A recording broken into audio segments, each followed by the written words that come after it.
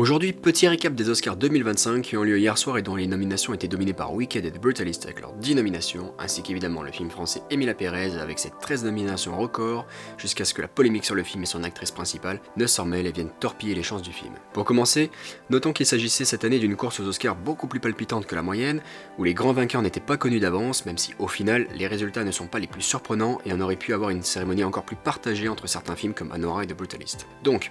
commençons par quelques catégories sans surprise puisque ces acteurs ont gagné ces mêmes prix dans toutes les cérémonies nationales ou de guildes précédentes, avec donc Kieran Culkin récompensé du meilleur acteur dans un second rôle pour A Real Pain de Jesse Eisenberg, et Zoe Saldana récompensée de la meilleure actrice dans un second rôle pour Emilia Pérez de Jacques Audiard. Notons d'une part que ces deux acteurs remportent les statuettes de rôles secondaires pour des rôles qui sont essentiellement des rôles principaux, et qu'Emilia Pérez, le film en lui-même, n'a rien gagné suite à la polémique, mais repart quand même avec deux statuettes avec également meilleure chanson de film pour El Mal. Ensuite, pour ce qui est des catégories disons un peu plus surprenantes, soulignons que même s'il avait déjà gagné le Golden Globe, la victoire du film d'animation laiton Flow devant le grand favori américain Le Robot Sauvage reste quand même une surprise, et même une belle surprise. Et de même pour le documentaire No Otherland, réalisé par un quatuor palestinien et israélien, alors même que le film n'a même pas encore de distribution actuellement aux États-Unis.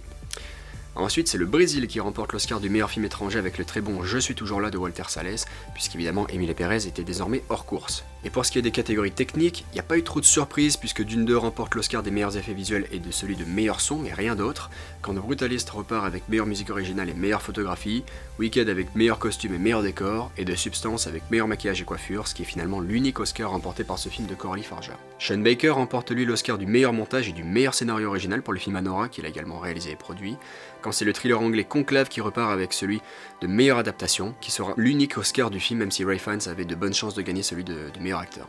Mais sans trop de surprise, c'est donc Adrien Brody qui est sacré meilleur acteur pour The Brutalist, 22 ans après Le Pianiste, et devant Timothée Chalamet et son interprétation de Bob Dylan. Mais The Brutalist ne va pas plus loin, même s'il avait des chances de gagner meilleure réalisation et meilleur film.